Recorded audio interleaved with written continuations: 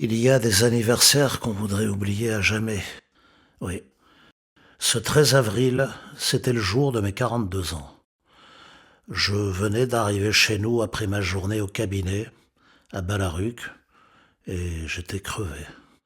Vous savez, ostéopathe, c'est très physique, et je n'ai plus 30 ans. Et ma clientèle a plus du double. Je travaille essentiellement pour les curistes. Ils ont mal partout, ces vieux. Ça fatigue. Pour l'occasion, nous avions prévu d'aller tous les deux dîner au Poisson Rouge à Frontignan-Plage. Il faisait beau ce jour-là.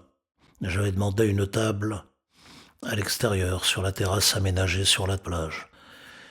Il devait être 18h30 quand on a sonné à la porte. J'étais surpris.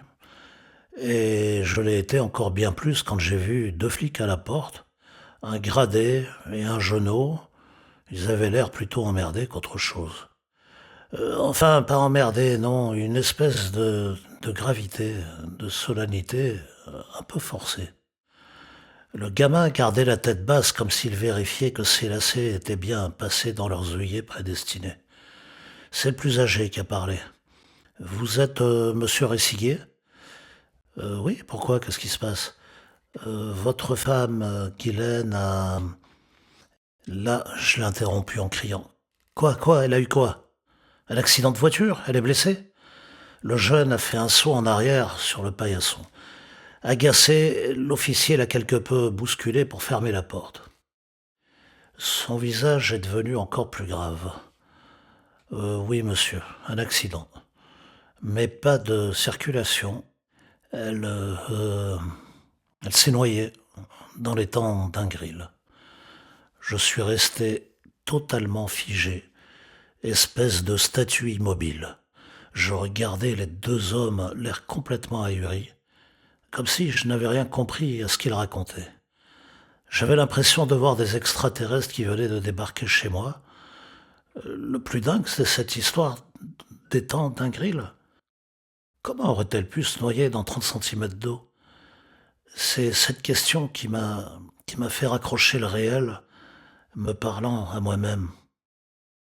Comment peut-on se noyer dans 30 centimètres d'eau? Le gamin a répondu comme s'il récitait une leçon.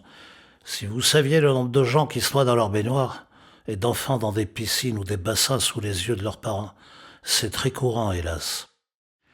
J'entendais sa voix comme amortie par un cocon de ouate. Pensées, sentiments contradictoires s'entrechoquaient dans ma tête. Ça provoquait des images absurdes, comme une échappatoire à ce que j'étais en train de vivre. Il avait dit, c'est très courant.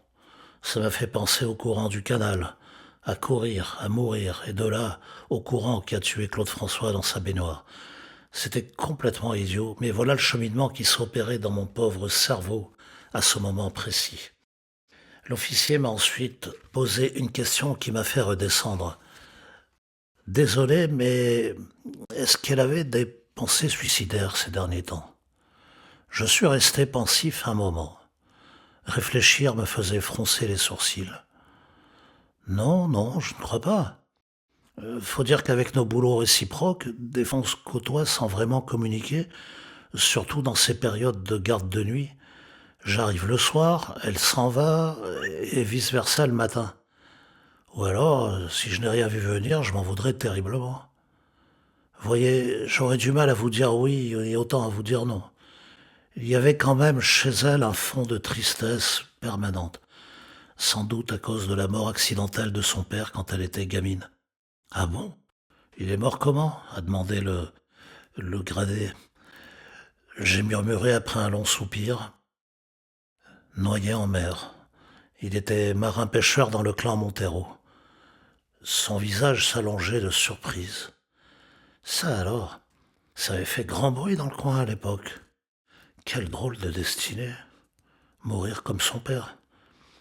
C'était une scène bizarre, comme si ça avait soudain conféré à Guylaine une importance particulière de celle qu'on accorderait à une people locale, juste parce que ce tragique fait divers avait fait la une du Midi enchaîné. On en avait même parlé à la télé, car il y avait eu un reportage un an plus tôt sur les Montero qui était passé sur la deuxième chaîne. Ensuite, les policiers sont partis. sans oublier de me présenter leurs condoléances et de me dire de les prévenir si quelque chose me revenait. Une fois seul, je me suis servi un grand verre de whisky, alors qu'en principe je n'aime pas trop ça. Je me suis affalé sur le canapé. Pas la peine d'allumer la télé, il y avait tout le film de notre vie qui défilait dans ma tête. J'ai chialé, figurez-vous que ça m'a fait du bien. Puis j'ai pris un cachet et je me suis endormi tout habillé sur le canapé. En me réveillant au petit matin, je me suis posé la question d'aller bosser. Et je me suis dit que ce serait mieux que de ruminer toute la journée. Show must go on, comme on dit dans le spectacle. En partant en voiture, j'ai fait le détour par le port des pauvres. Je suis resté au bord de l'étang.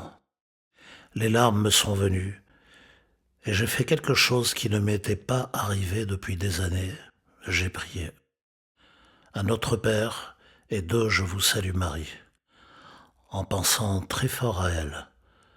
Et ça m'arrive encore très souvent, vous savez.